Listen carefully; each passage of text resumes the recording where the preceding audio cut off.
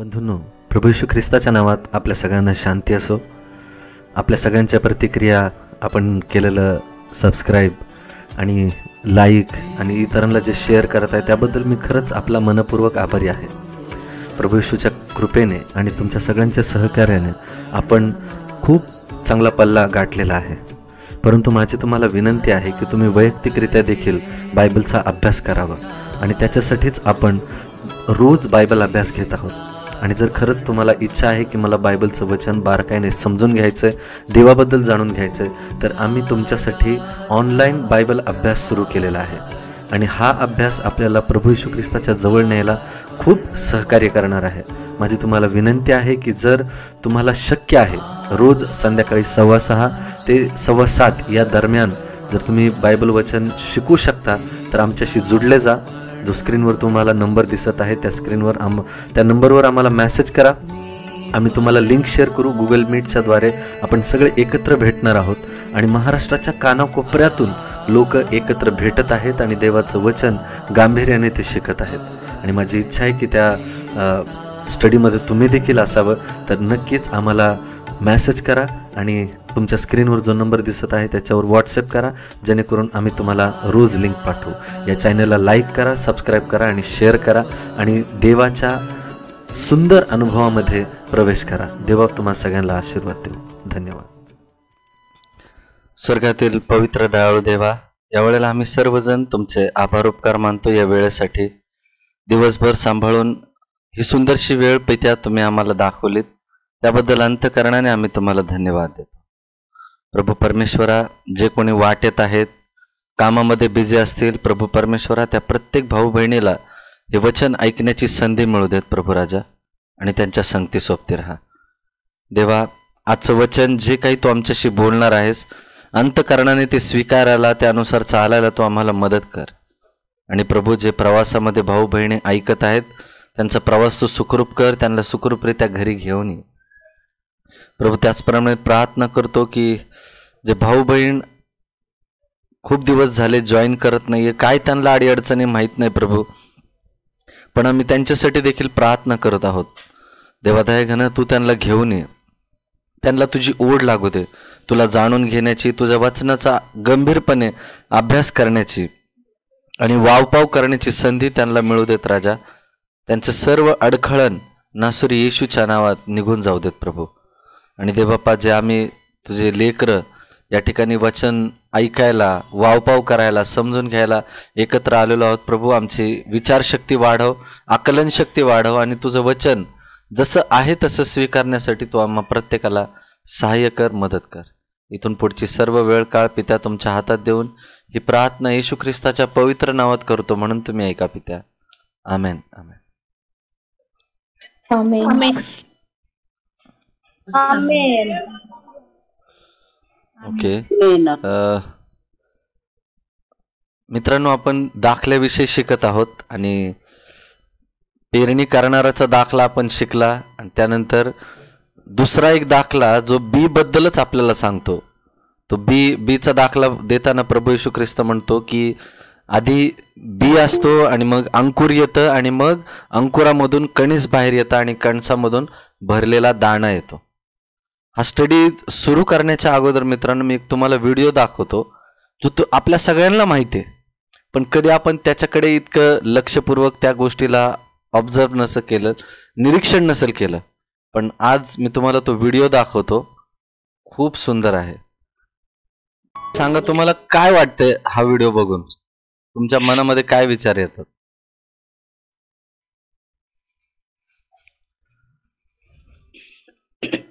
बोला बोला, सगळ्यांनी बोला.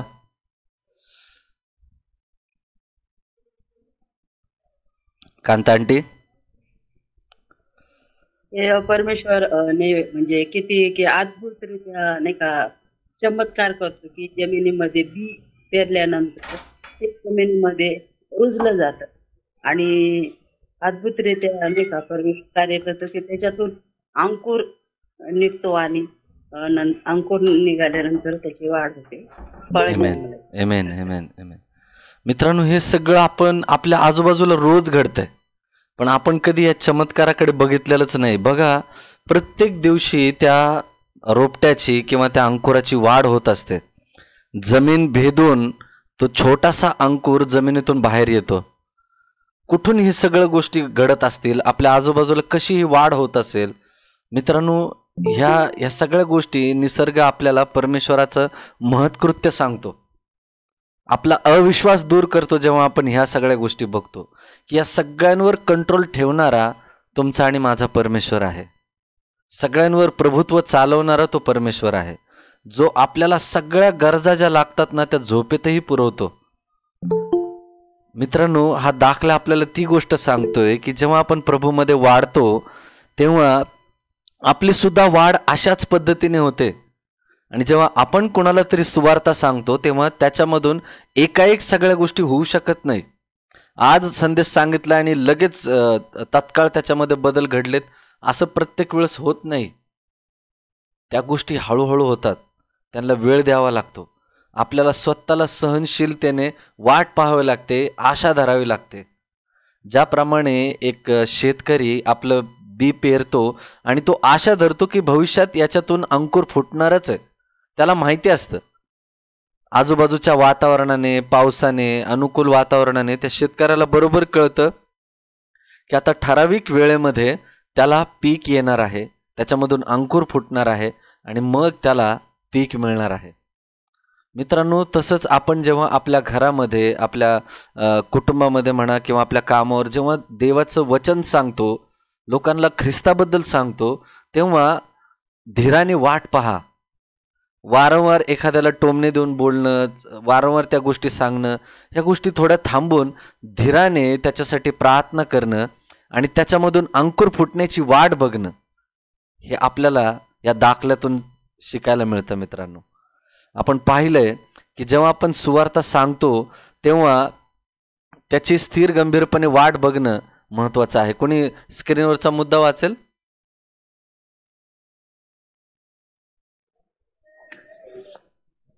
आपण वचनाची घोषणा करू शकतो, परंतु जीवात्म्यात जीवन उत्पन्न करण्याचे व त्यातून नीतिमत्व व देवाची स्तुती उपजविण्याचे सामर्थ्य आपण देऊ शकत नाही. देवाच्या वचनाची घोषणा करण्यात मानवी सामर्थ्याच्या पलीकडील सामर्थ्याचे कार्य असले पाहिजे. केवळ दैवी पवित्र आत्म्याच्या ज्वलंत व जोरदार कार्याद्वारे जीवात्म्यात सर्वकालीन नवजीवन उत्पन्न होऊ शकते. आमेन. मित्रांनो, मुद्दा आपल्याला हे सांगतोय की मनुष्य त्याचे सगळे प्रयत्न करतो, परंतु परमेश्वराने हवा, पाणी, सूर्यप्रकाश दिल्या वाचून त्या पिकामध्ये किंवा त्या बियामधून अंकुर बाहेर येऊ शकत नाही. तसंच आपण आपल्या वैयक्तिक जीवनामध्ये सुद्धा उपवास करतो आणि देवाच्या जवळ जाण्याचा प्रयत्न करतो किंवा आपल्या प्रयत्नांनी आपण प्रयत्न करतो काही करून देवाचं सानिध्य मला मिळवता येईल. हे सगळे प्रयत्न चांगले आहेत मित्रांनो, पण जेव्हा आपण त्याला ओळखतो, परमेश्वराला जवळून ओळखतो, त्याच्या वचनाचं अध्ययन करतो आणि त्याला जाणून घेण्याची उत्कट इच्छा बाळगतो, तर त्यावेळेला तो आपल्यावर त्याचा दैवी प्रकाश पाडतो, त्याचा दैवी पवित्र आत्मा आपल्याला देतो, जेणेकरून आपण त्याला ओळखतो आणि तो नवीन जन्माचा अनुभव आपल्याला देतो. मित्रांनो, हा इतका अद्भुत अनुभव आहे की जसं वचन सांगतं ना की परमेश्वर किती चांगला आहे याचा अनुभव घेऊन पहा. तो नवीन जन्माचा अनुभव आहे मित्रांनो. तो खूप कमी लोकांकडे आहे. आपण जे इथे रोज जमलेलो आहोत, मला पूर्ण खात्री आहे की कधी ना कधी तुम्हाला त्या नवीन जन्माचा अनुभव आलेला आहे आणि त्या अनुभव असणाऱ्या व्यक्तीला पूर्णपणे खात्री असते की मी जेव्हा प्रार्थना करतोय माझा प्रत्येक शब्द प्रभू येशू ऐकत आहे. मी जी वागणूक मी वागत आहे, बोलत आहे, त्या प्रत्येक गोष्टीकडे माझ्या प्रभूचं बारकाईने लक्ष आहे आणि मग म्हणून त्याचे अंतःकरणातून ते प्रेम बाहेर निघतं प्रभूविषयी.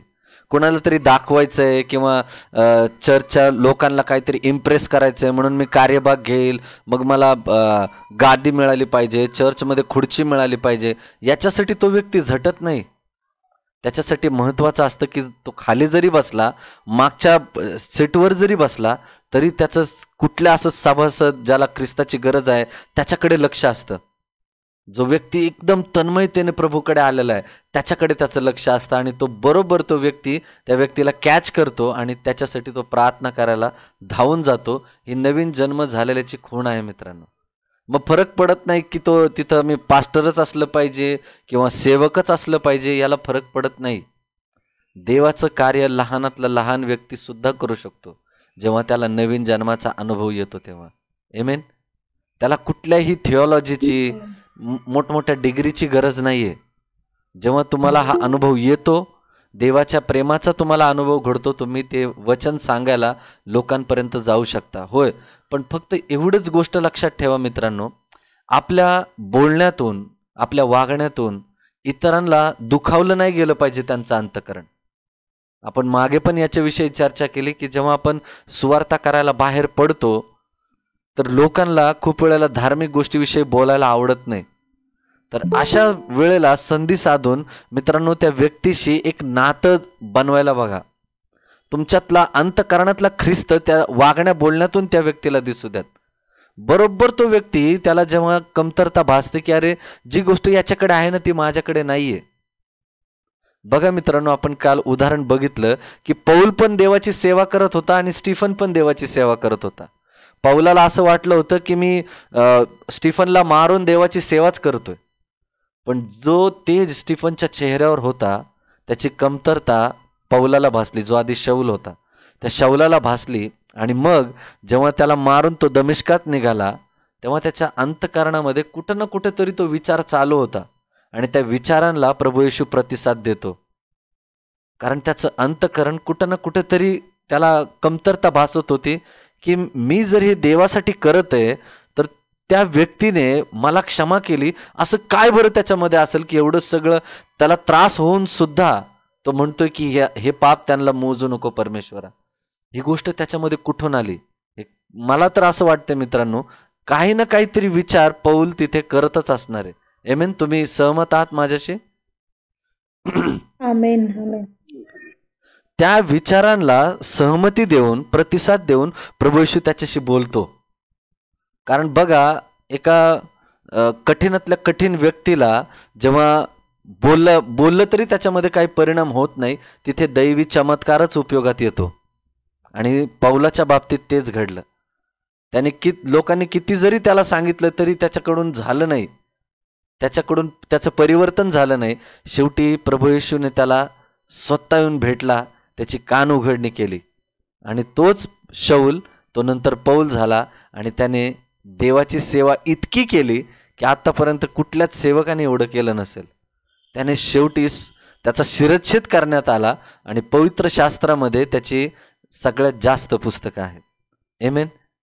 हे केवळ आणि केवळ देव करू शकतो मित्रांनो. जेव्हा तुम्ही एखाद्याला सुवार्ता सांगता, देवाचं वचन सांगताना, तर त्या व्यक्तीला वेळही द्या, त्याच्या गोष्टी ऐकून घ्यायला शिका.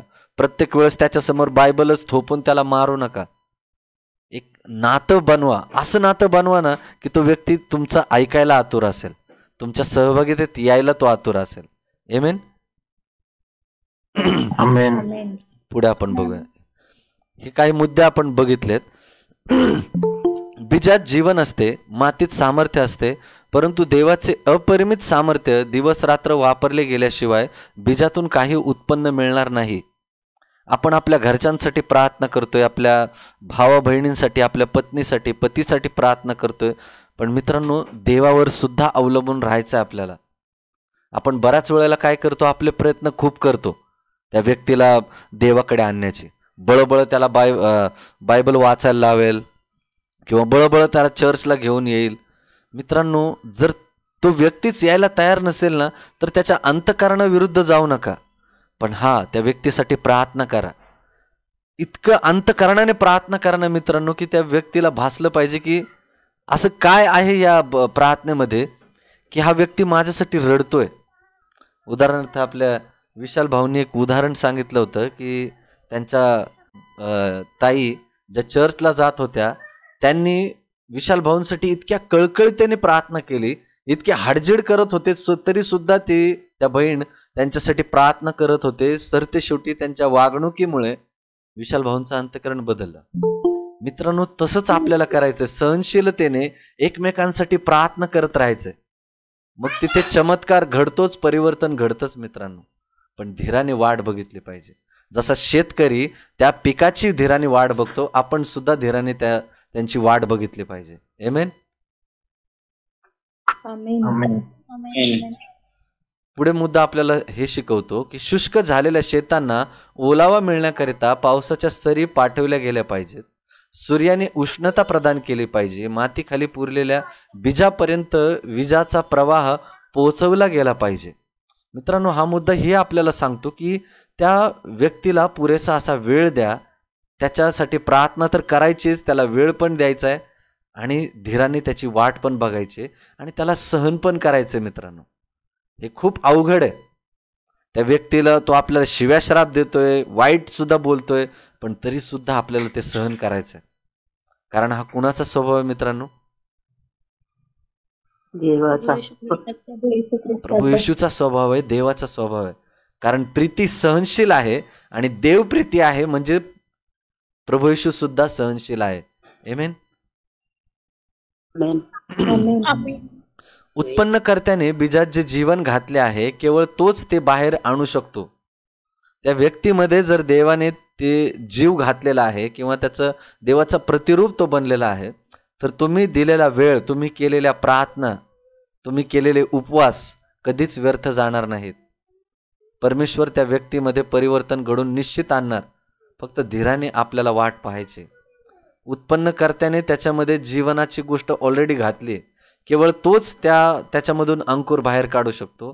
प्रत्येक बीजाची वाढ, प्रत्येक रोपाचा विकास देवाच्या शक्ती सामर्थ्यानेच होतो. कारण वचन सांगतं, बलाने नव्हे, पराक्रमाने नव्हे, तर देवाच्या आत्म्याने कार्यसिद्धीस जातात. बऱ्याच वेळेला आपण काय करतो, व्यक्तींवर चिडचिड खूप करतो.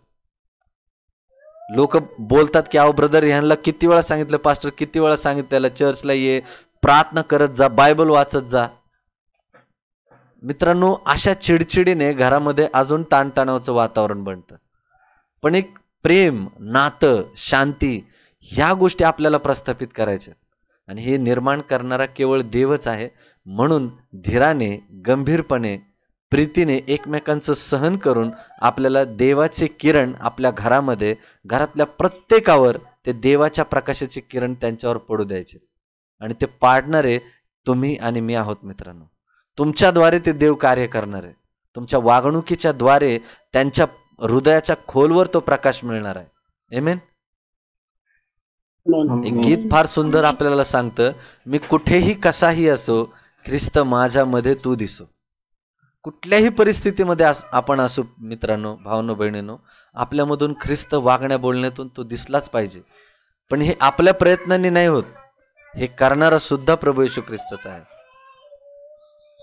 वचन आपल्याला सांगते यशया 61:11, कारण भूमी जशी आपले अंकुर उगविते, मळा जसा आपणात पेरले बी उगवेचे करतो, तसा प्रभू परमेश्वर सर्व राष्ट्रांदेखत धार्मिकता व कीर्ती अंकुरित करेल. तो करेल, आपण नाही. बऱ्याच वेळेला आपल्यामध्ये एक भयानक गोष्ट उत्पन्न होते. मी मागं पुष्कळ वेळेला हे सांगत आलोय आणि मला हे वारंवार सांगावं असं वाटतं, कारण ही गोष्ट आपल्या या ग्रुपमध्ये कुठेच दिसू नये. की आपण रोज बायबल स्टडी करतोय, रोज बायबल वाचतोय, रोज प्रार्थना करतोय, सकाळ संध्याकाळ प्रार्थना करतोय, पण नकळतपणे कुठं ना कुठे सैतान आपल्यामध्ये स्वधार्मिकतेचं पाप, भयानक पाप आपल्यामध्ये पेरतो आणि आपण हळूहळू इतरांशी कम्पेअर करायला लागतो की अरे या भावाला कळत नाही, या बहिणीला कळत नाही, आम्ही बघा रोज बायबल स्टडी करतोय, सकाळ संध्याकाळ प्रार्थना करतोय आणि ह्याचं बघा हा तर ग्रुपमध्ये सामील होत नाही, याला लिंक पाठवतोय तरी याला कळत नाही, याला अक्कल नाही, समजत नाही. मित्रांनो, हे तुमचं आणि माझं काम नाहीये. हे जेव्हा अशा गोष्टी आपल्या अंतःकरणात उत्पन्न होतात ना, सावध व्हा, देवाला प्रार्थना करा, देवाला क्षमा मागा. कारण मित्रांनो, सिस्टर एलेन व्हाईट आपल्याला गाईड करतात, सांगतात की एक वेळ दारुडा मनुष्य बरा, परंतु स्वधार्मिकपणा असणारा व्यक्ती हा भयानक अवस्थेत आहे. कारण प्रभू येशू ख्रिस्ताने तो दाखला देताना, एक दाखला देऊन प्रभू येशू म्हणतो, 2 उपासक मंदिरात गेलेत. एक जो याजक आहे, जो समोर गेलाय आणि तो मोठमोठ्याने ओरडून प्रार्थना करतोय. काय प्रार्थना करतो ओरडून? कोणी सांगेल मला? मी दान दशांश पेडतो, इतकं हे करतो, एमेन तुझी एमेन एमेन उपवास करतो, तुझी स्तुती आराधना करतो. येस. आणि नंतर तो काय बोलतो? मी पापी व्यक्तीसारखा नाही. मागच्या म्हणतो मी पापी आहे, माझी क्षमा कर. येस. बाबा. पण हा, जसं मेघराज भाऊ म्हटले की तोच याजक पुढारी, मंदिराचा पुढारी, तो म्हणतो की मी उपवास करतो, मी दशमांश देतो, मी किती चांगलं कृत्य करतोय, मी तुझी सुवार्ता सांगतोय, मी ह्या पापी जकातदारासारखा नाहीये. तो बोर्ड दाखवून बोलतोय त्या जकातदाराकडे, जो कोपऱ्यामध्ये बसलाय, कुणालाही दिसणार नाही अशा बाजूला एका कोपऱ्यामध्ये बसतोय आणि तो रडतोय. आणि हा याजक जो एकदम उंची पोशाख घालून पुढे येऊन तो बोलत आहे की बघ प्रभू, मी उपवास करतोय, तुम्हाला किती आशीर्वादित केलंय, मी सकाळी प्रार्थना करतोय, संध्याकाळी प्रार्थना करतोय, बायबलचं वचन वाचतोय, किती छान.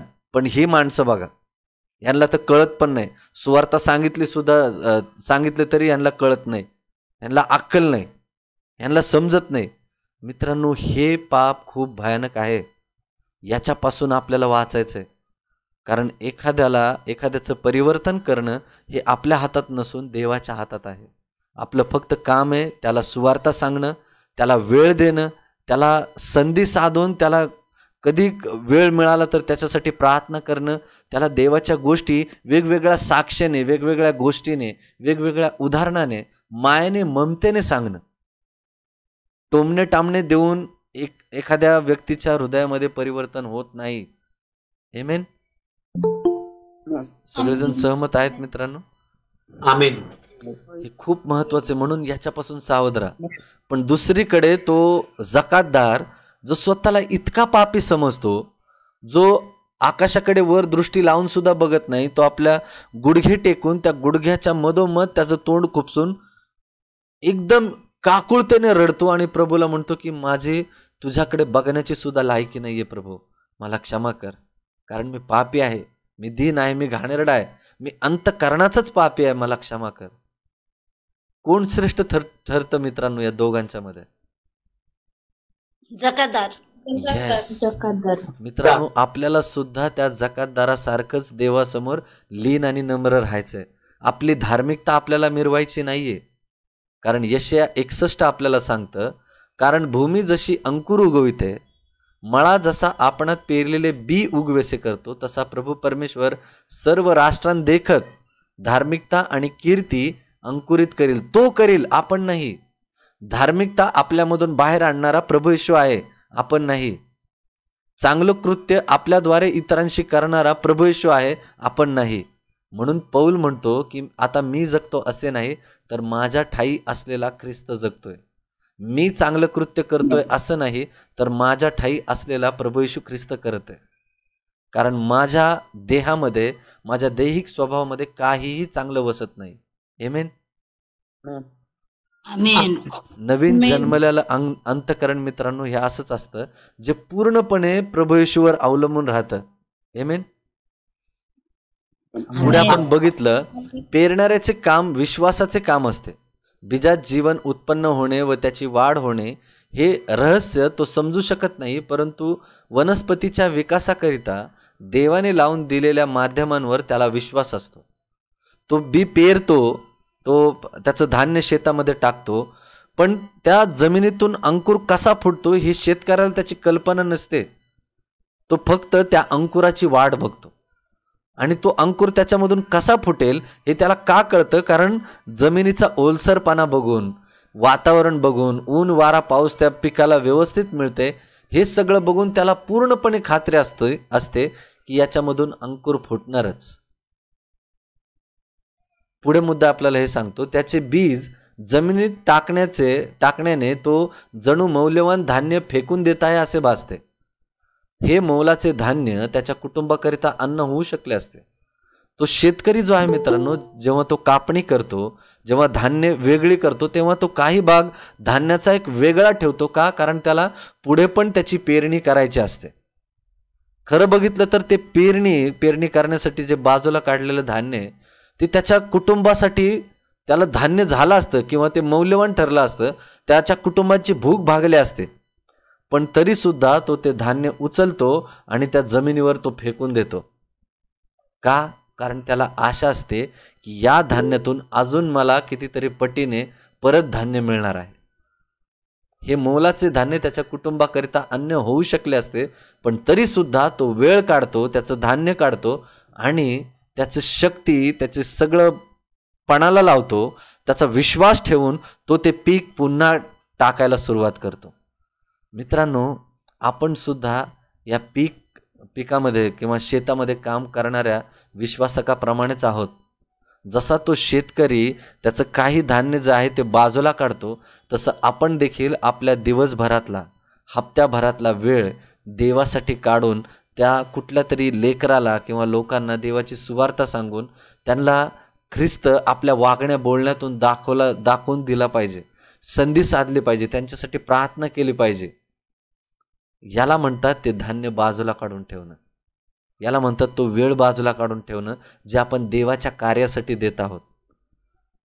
आपण सुद्धा देवाच्या वचनाची पेरणी करतो आणि मग ते धान्याची आपण वाट पाहायलाच हवी. ते धान्य नुसतं फेकून दिलंय, वचन सांगितलंय आणि मग त्याचं तो बघून घेईल असं नाही. त्या व्यक्तीची वाट बघा, त्याला कुठून ना कुठून त्या व्यक्तीला कसा सपोर्ट देता येईल याच्यासाठी प्रयत्नशील राहा. कारण प्रभू येशू हरवलेल्या एका मेंढरासाठी तो झटतो. मग तुम्ही आणि मी देखील तसंच असायला पाहिजे. तो चर्चला येत नाही, मग मी काय करू? तो बायबल स्टडीला येत नाही, मग मला काय घेणं देणे, त्याचं तो बघून घेईल. नाही, आपल्या प्रत्येकाची जबाबदारी आहे. आपल्या प्रत्येकाला वेळ देऊन एकमेकांसाठी प्रार्थना करून त्यांच्यासाठी वेगळं धान्य बाजूला काढून ठेवणं म्हणजे काय? त्यांच्यासाठी ठराविक वेळ देणं, त्यांच्याशी बोलणं, हितगुज करणं, त्यांची ख्याली खुशाली विचारणं, हे सगळं खूप सुंदर आहे मित्रांनो. याच्यामध्येच देवाचं राज्य लपलेलं आहे. आमेन. समजते मित्रांनो सगळ्यांना? आमेन. आमेन. आमेन. पुढे मुद्दा आपल्याला हे सांगतो, परंतु तो सध्याचे हित भविष्यकालीन अधिक फायद्याच्या हिताकरिता सोडून देत असतो. म्हणजे जे त्याचं स्वतःचं अन्न आहे, जे त्याच्या लेकरा बाळांना उपयोगी ठरलं असतं, पण तो ते घेतो आणि पुन्हा तो त्याची पेरणी करायला निघतो. तो बीज शेतात टाकतो व त्यातून अनेक पटींनी भरपूर पीक येईल अशी अपेक्षा करतो. याच प्रकारे ख्रिस्ताच्या सेवकांनी श्रम करायचे आहे. जे बी पेरतात त्यातून भरपूर पीक येण्याची अपेक्षा तुम्ही आणि मी ठेवली पाहिजे. जेव्हा आपण सुवार्ता सांगतो तेव्हा त्याच्यामधून परिवर्तन घडलंच पाहिजे अशी अपेक्षा आपण ठेवलीच पाहिजे मित्रांनो. कारण त्याच्यासाठी आपण तेवढा वेळ देतोय, तेवढं कष्ट करतोय आणि मग जितका प्रयत्न होईल तितका आपल्यापासून करत राहा, त्यांना वेळ देत राहा, फोन करत राहा, विचारत राहा. ही खूप सुंदर गोष्ट आहे मित्रांनो. ही साधी सरळ गोष्ट तुम्हाला वाटत असेल, पण एक प्रेमाचे 2 शब्द जरी बोलले ना तरी ती लोक आश्चर्यचकित होतात. कारण आजच्या जगामध्ये कोणी कोणाला 2 मिनिटं सुद्धा द्यायला तयार नसतं. इतकी लोक धावपळीचं जीवन जगतायत, कोणी कुणाला गुड मॉर्निंग सुद्धा म्हणत नाहीये, तेवढा वेळच नाही कुणाकडे. पण तुम्ही जगापेक्षा निराळे आहात. तुम्ही पेरणीचे काम करणारे विश्वासू सेवक आहात. आमेन. आपण या जगासारखे नाहीयेत मित्रांनो. आपल्याला एकमेकांसाठी काम करायचे, एकमेकांसाठी कष्ट करायचे, एकमेकांसाठी प्रार्थनेमध्ये वेळ घालवायचा आहे. हे देवाचं कार्य आहे, हे देवाचं राज्य आहे. आमेन. आमेन. आमेन. आमेन. हा मुद्दा कोणी वाचेल स्क्रीनवरचा? तू वाचू का? हा आंटी. चांगले बीज काही काळ थंड, स्वार्थी, जगिक हृदयात निरर्थक पडून आहे असे वाटत असेल, त्याने मूळ धरल्याचे काही चिन्ह दिसत नसेल, परंतु मागाहून जेव्हा देवाचा पवित्र आत्मा त्या जीवात्म्यावर हुंकर घालतो तेव्हा लगेच बीज अंकुरित होते व सरते शेवटी देवाच्या गौरवार्थ फळ देते. आमेन. आमेन. आमेन. मित्रांनो, जेव्हा मी हा मुद्दा शिकत होतो मला पेत्राचं भाषण आठवलं होतं, प्रेषितांचे कृत्यामधलं, की प्रभू येशू ख्रिस्त त्याला क्रुसावर खेळण्यात आलं, त्याला उचलण्यात आलं, मग गाडण्यात आलं. तिसऱ्या दिवशी तो पुनरुत्थित झाला. 40 दिवस 40 रात्र तो शिष्यांशी वेगवेगळ्या माध्यमातून दर्शन देऊन बोलत होता. त्यांच्या शिकवणी ज्या पूर्वी शिकवल्या होत्या ते परत त्यांना सांगत होता. शिष्य पश्चाताप करत होते की अगोदर आम्ही 3.5 वर्ष त्या गोष्टी समजू शकलो नाही, पण आता जे काही प्रभू आम्हाला शिकवत आहे ते आमच्या लक्षात बसत आहे. आणि मग जेव्हा येशू ख्रिस्ताचं स्वर्गारोहण झालं, मग पेंटिकॉसचा दिवस आला आणि सगळे शिष्य माडीवरच्या खोलीमध्ये प्रार्थना करत होते. तेव्हा एक दान सगळ्या शिष्यांना मिळालं आणि मग पेत्र सगळ्या शिष्यांना घेऊन तो भाषण देत होता. आणि भाषण दिल्यानंतर कित्येक लोकांच्या अंतःकरणाला स्पर्श झाला. आणि वचन असं सांगते की त्यावेळेला हजारोंच्या संख्येने प्रभू येशूच्या विश्वासामध्ये लोकांची भर पडली. तुम्हाला काय वाटतं मित्रांनो, हे अचानकपणे झालं असेल का त्या लोकांमध्ये?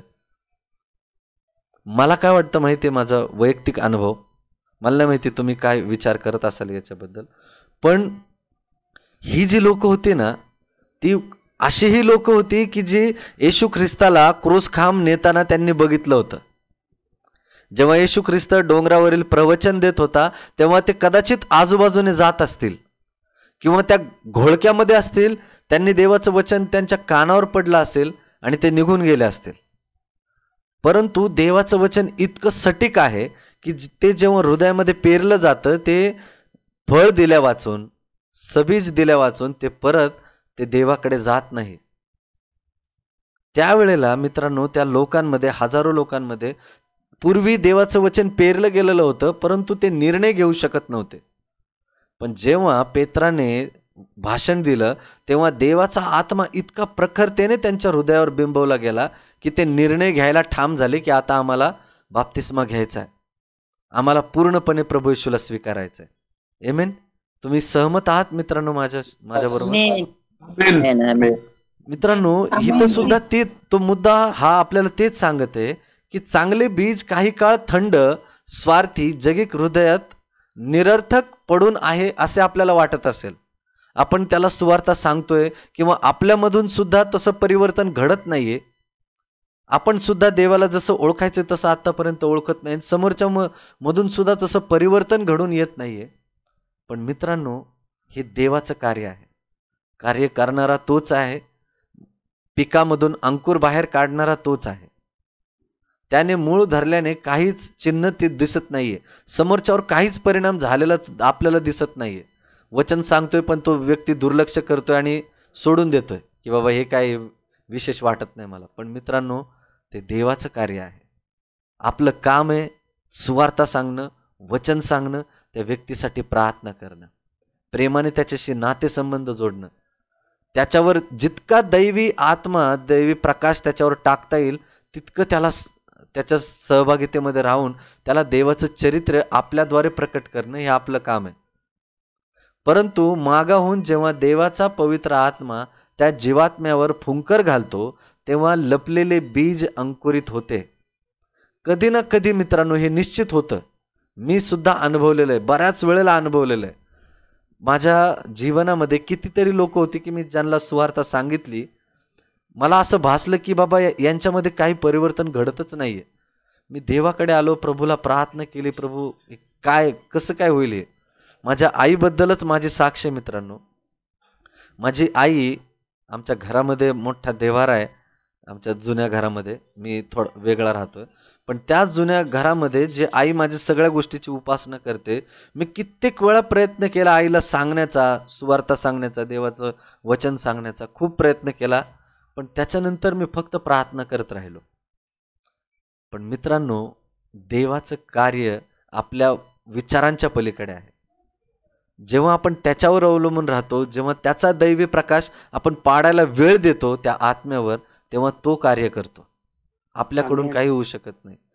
त्यावेळेला मित्रांनो माझी आई आता जेव्हा कॅम्प निघलं होतं त्या कॅम्पला आली आणि देवाचं वचन जिने कधीच तोंडातून काढलं नव्हतं तिने ते वचन रिपीट करत होती, ती प्रार्थना करत होती. आणि मग मला तिथे या मुद्द्याचा अनुभव आला की खरंच परमेश्वर कसं कार्य करतो. मी खूप प्रयत्न करत होतो, मी झटत होतो, मी आईला टोमणे देऊन काय ना काहीतरी बोलून खूप बोलायचो. पण मला जेव्हा हे कळालं की अरे नाही, हे आपल्या प्रयत्नांनी नाही होऊ शकत. कार्य करणारा, परिवर्तन करणारा तोच तर आहे. माझ्यामधूनच कदाचित चुकीचा ख्रिस्त आईला दिसत असेल. तेव्हा मी पश्चाताप केला, देवाला माफी मागितली. मग मित्रांनो, देवाने त्याच्या वेळेनुसार ते कार्य हळूवारपणे तो करत आहे.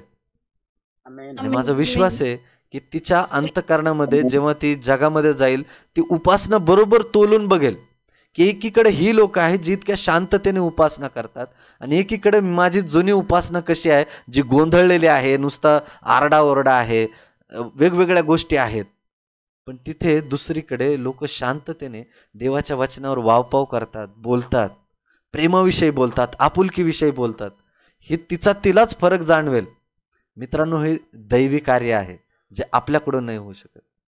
सरते शेवटी देवाच्या गौरवार्थ ते बरोबर फळ देते, कारण देवाचं वचन त्या व्यक्तीच्या हृदयामध्ये पेरलं गेलेलं असतं. पुढचा मुद्दा कोणी वाचेल?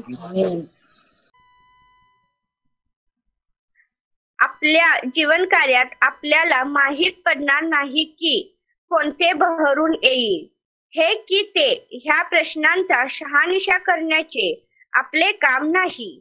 आपण आपली सेवा केली पाहिजे व परिणाम देवावर सोपवली पाहिजेत. आमेन. आमेन. आमेन. मित्रांनो, हे आहे ते आपलं फक्त काम आहे. देवाचं वचन सांगणं, ते बी पेरणं, त्याच्यामधून अंकुर बाहेर काढणं, त्याचा कठोरपणा मृदू मुलायम करणं, हे देवाचं काम आहे. ते देवावर सोपून द्या. फक्त प्रेमाने त्या व्यक्तीच्या सहवासात राहा, बाकी देव बघून घेईल.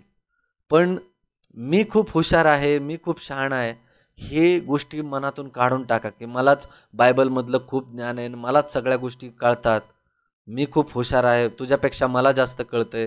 ह्या प्रकारचे वाद त्या व्यक्तीसमोर येऊ देऊ नका. आमेन. त्या व्यक्तीचं, मित्रांनो, ख्रिस्ती विश्वासामध्ये ना आपण ऐकून घ्यायला खूप शिकलं पाहिजे. इतरांचं ऐकून घ्या, जे काही ते बोलतायत ना ते ऐकून घ्या. पण आपलं कसं आहे ना, उलट झालंय. आपल्याला माझा मुद्दा आधी मांडला गेला पाहिजे, हे खूप आवडतं. ते बाकीचं राहू द्या, माझा आधी ऐका, माझा आधी ऐका. नाही, आपण ऐकण्यास तत्पर असलं पाहिजे. वचन सांगतं की तुम्ही ऐकण्यास तत्पर आणि बोलण्यास कसे असा, धीमे असा, मंद असा. म्हणजे काय, हळुवारपणे बोला, समोरच्याला समजेल उमजेल अशा पद्धतीने बोला. फाड फाड फाड फाड करून मला हे वचन माहिती आहे, मला ते वचन माहिती आहे, वाद निर्माण करून आपण खूप लोक मी पाहिलेत, बायबलमधली वचनं इतकी तोंडपाठ असतात, एकानंतर एक वचनं काढतात आणि तोंडावर मारतात. ब्रदर, हे तुम्ही असं बोलताय ना, पण हे वचन तर असं सांगतंय, मग तुम्ही असं कसं काय खोटं बोलताय, मत्तेमध्ये असं लिहिलंय, इथं असं लिहिलंय. थोडा श्वास घ्या, समोरच्याला समजून घ्या. वाद जर होत असतील तर तिथून निघून जा, कारण वादामध्ये देवाच्या आत्म्याचं कार्य होत नाही. आमेन. समजताय सगळे मित्रांनो? आमेन. आमेन. कारण व्यक्तीमध्ये कसं परिवर्तन होईल हे आपल्यालाही माहिती नाही. वचन जेव्हा आपण पेरतोय, जेव्हा सगळ्यांना आपण सांगतोय, जेव्हा ते कुणाच्या अंतःकरणामध्ये कसं कार्य करेल, कसं ते त्यांच्या हृदयाला भिडेल, हे आपल्याला माहिती नाही. कुठलं उगवेल हे की ते, हे आपण शहानिशा करण्याचं आपलं काम नाहीये. आपण फक्त प्रेमाने त्यांना सांगायचंय. ज्या हृदयाला ते वचन भिडलं जातं, ज्या हृदयाच्या अंतःकरणामध्ये ते बी पेरलं जातं, ते अंतःकरण बरोबर तुमच्याकडे येईल आणि तुम्हाला विचारेल की मला आणखीन शिकवा, मला आणखीन प्रभू येशू ख्रिस्ताविषयी जाणून घ्यायचंय. ते कार्य करणारा आपला प्रभू येशू आहे. फक्त त्याच्या हातात स्वतःला आपल्याला समर्पित करायचंय. आमेन. पुढे कोणी वाचेल? आमेन. आमेन. वाचू का? हा.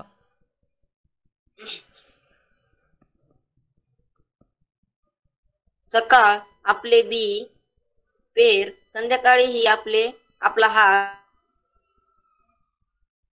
उद्देशक देवाचा जाहीर करतो की पृथ्वी राहील तोवर पेरणी व कापणी ही व्हायची राहणार नाही.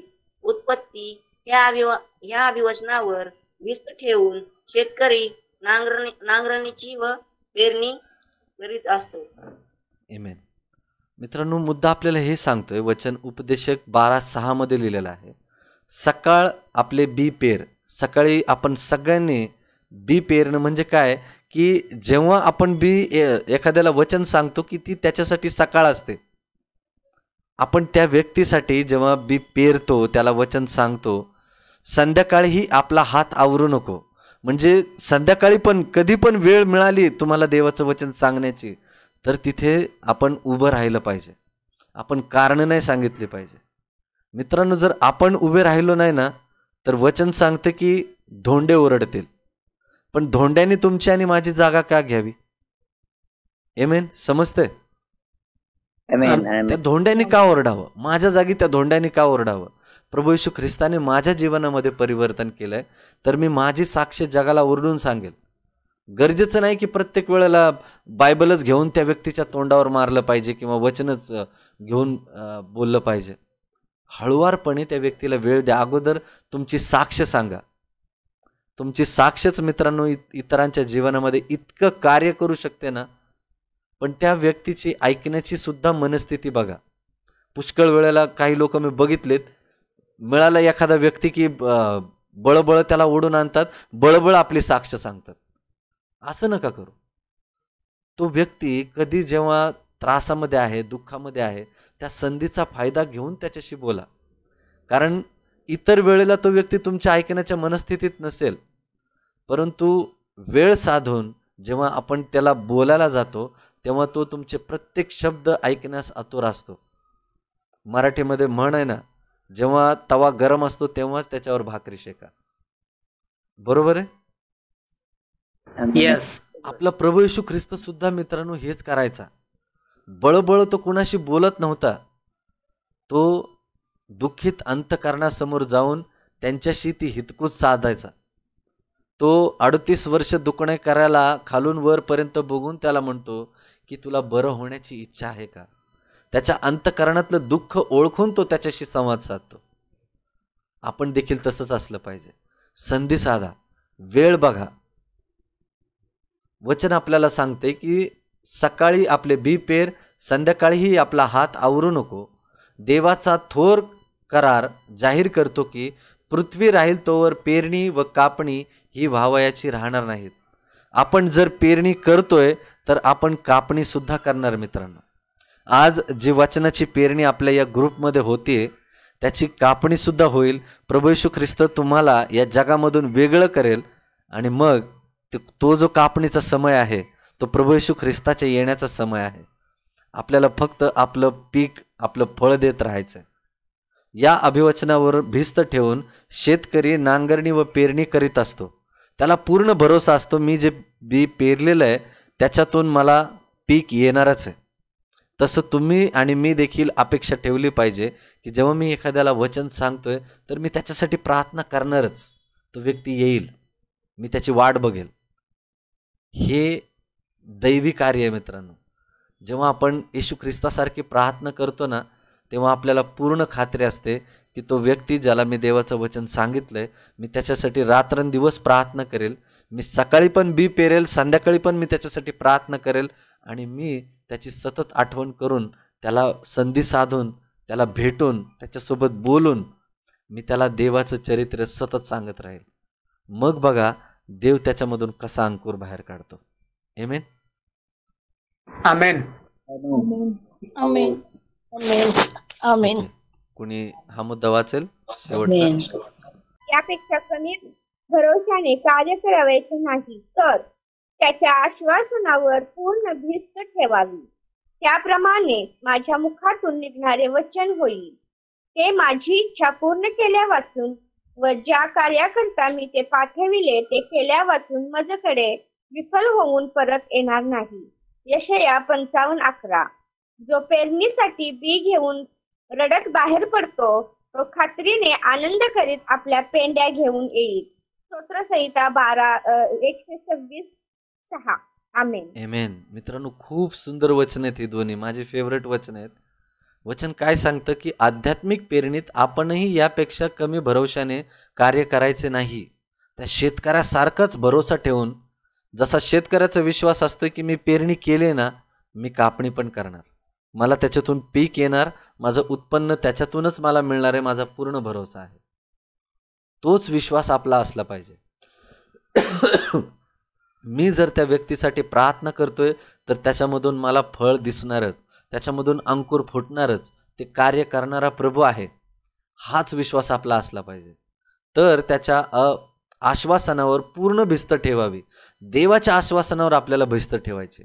वचन काय सांगते यशया 55:11, त्याप्रमाणे माझ्या मुखातून, परमेश्वर म्हणते त्याप्रमाणे माझ्या मुखातून निघणारे वचन होईल, ते माझी इच्छा पूर्ण केल्या वाचून, ज्या कार्याकरिता मी ते पाठवले ते केल्या वाचून मजकडे विफल होऊन परत येणार नाही.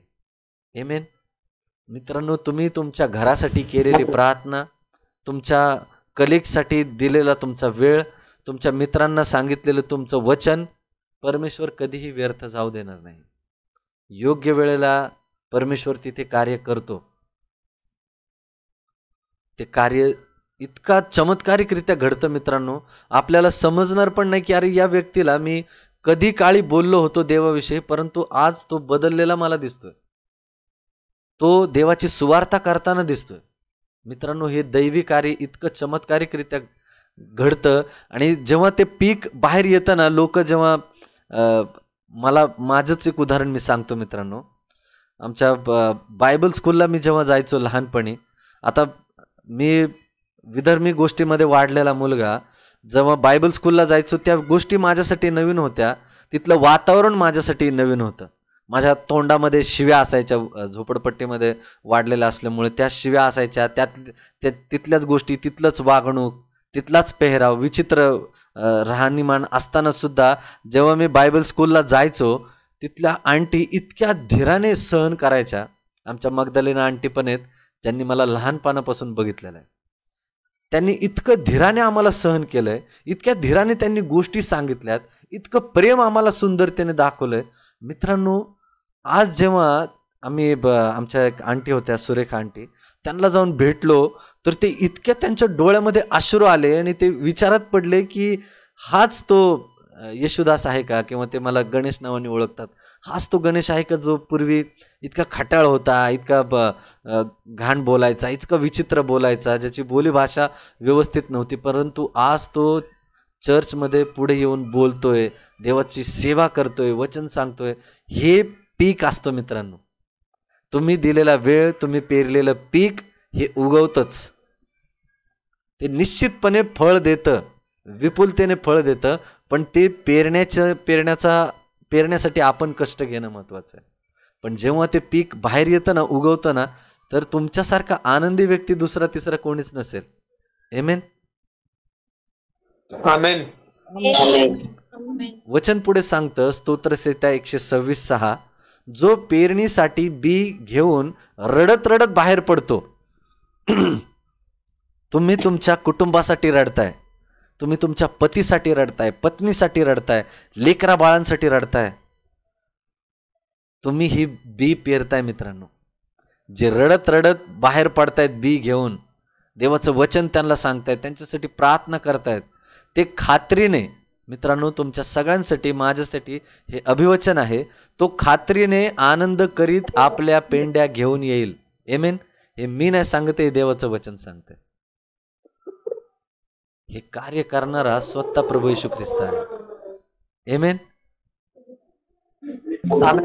तुम्ही विश्वास ठेवताय मित्रांनो सगळ्यांनी? हा तो दैवी चमत्कार आहे, जो वाढीचा नियम देवाने निसर्गामध्ये घातलाय ना, तो ते परिवर्तन घडून आणतोच. फक्त आपल्याला धीराने वाट बघायची, त्याला समर्पित व्हायचे की प्रभू, आतापर्यंत मी झटत राहिलो, पण इथून पुढे मी झटणार नाही, तर मी तुझ्या कार्याला मोकळीकता देतो, तुझ्या दैविक किरणांना मोकळीकता देतो. तू कार्य कर, तू आमच्या घरामध्ये, आमच्या कुटुंबियांमध्ये परिवर्तन घडून आण. त्याच्यावर अवलंबून राहा. कारण वचन सांगते, जो पेरणीसाठी बी घेऊन रडत रडत बाहेर पडतो, तो खात्रीने आनंद करीत आपल्या पेंड्या घेऊन येईल. आमेन. पेंड्या घेऊन येणं म्हणजे त्या व्यक्तीला जिंकणं आहे मित्रांनो. आपल्या पतीला जिंकणं, आपल्या पत्नीला जिंकणं, आपल्या लेकरा बाळांना जिंकणं, याला म्हणतात. देव तुम्हा सगळ्यांना आशीर्वाद देव. माझा विश्वास आहे मित्रांनो, हे तुम्हाला कळतंय वचन. जे दाखला आपण शिकतोय की पहिल्याने अंकुर, मग कणीस, मग कणसात भरलेला दाणा, ही आपल्याला त्याच गोष्टी शिकवत आहे मित्रांनो, की धीराने त्या व्यक्तीची वाट पाहून त्याच्यामधून उत्पन्न येण्याची वाट पाहणं आणि विश्वास ठेवणं की मला हे उत्पन्न मिळणारच आहे. आमेन. आमेन. आमेन. आमेन. आपण प्रार्थना करूयात.